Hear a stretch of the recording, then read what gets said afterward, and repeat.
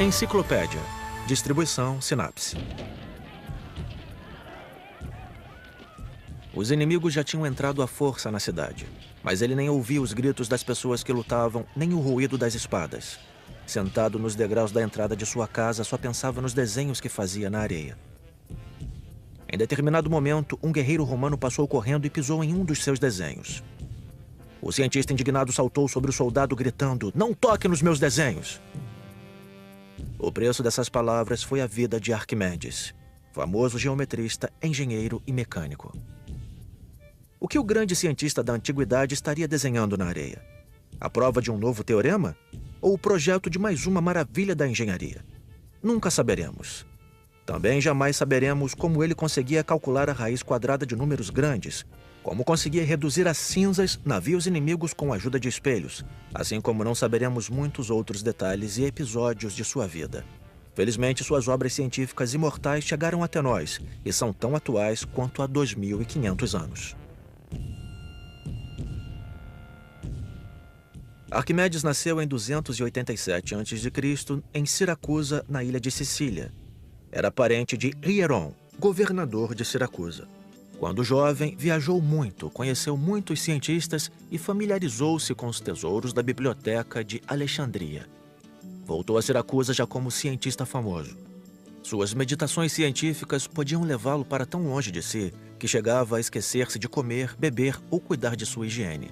Plutarco escreveu que muitas vezes os criados de Arquimedes o levaram contra sua vontade para os banhos, e durante o banho ele continuava desenhando figuras geométricas nas cinzas da chaminé.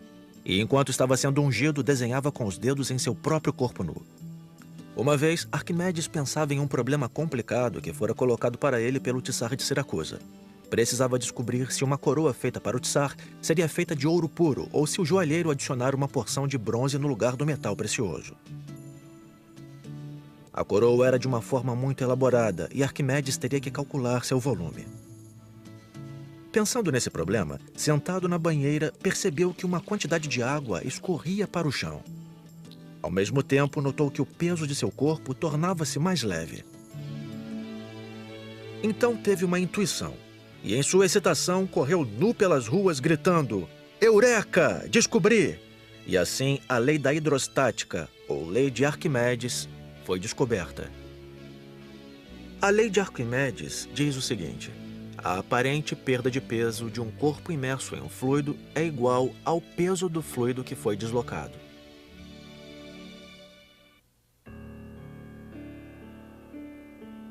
A distração de Arquimedes em seu desligamento da vida real não o impedia de resolver problemas práticos.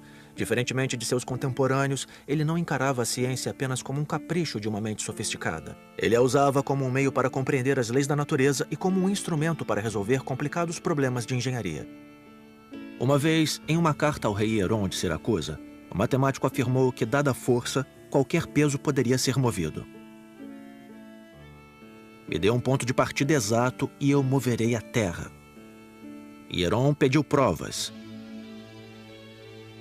Arquimedes mandou que arrastassem um barco até a praia e o enchessem de lastro.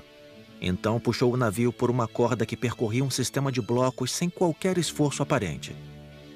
Hieron ficou muito satisfeito e pediu a Arquimedes que projetasse máquinas de luta para defender a cidade.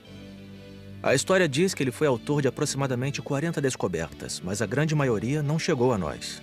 Seu princípio de roldanas e parafusos usados para o transporte de água ainda são utilizados nos dias de hoje para regar os campos. No entanto, segundo o próprio Arquimedes, suas conquistas mais importantes foram suas obras sobre geometria.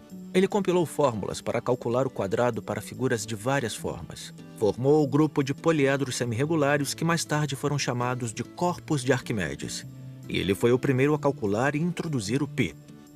Arquimedes pediu para cortarem em sua sepultura uma esfera inscrita dentro de um cilindro com os raios nas proporções de 3:2, pois considerava essa descoberta a maior da ciência até aquele momento.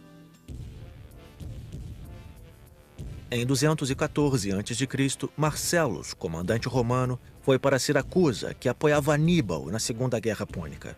Pensava que tomaria a cidade com a maior facilidade, mas alguma coisa inesperada o aguardava.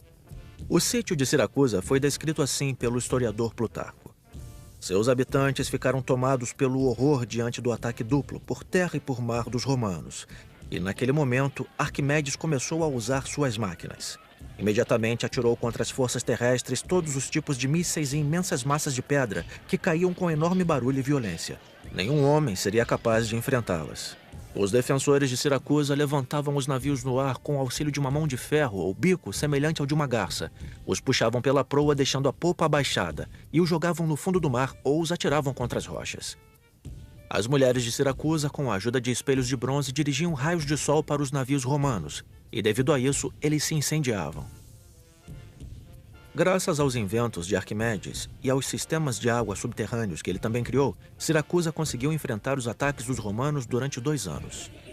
Mas em 212 a.C., durante as comemorações para a deusa Ártemis, os defensores da cidade relaxaram sua vigilância e os romanos se atiraram sobre Siracusa. Um legionário romano atacou Arquimedes quando ele desenhava figuras geométricas na areia. O comandante Marcellus ficou muito desapontado com a morte de Arquimedes, pois pretendia colocar o talento do cientista a serviço de Roma. 136 anos mais tarde, Cícero, o famoso orador romano, encontrou a sepultura abandonada de Arquimedes e, como fora pedido pelo cientista, o desenho da esfera inscrita dentro do cilindro foi cortado sobre o seu túmulo. Narrado por Marcelo Garcia. Versão brasileira, Alcateia.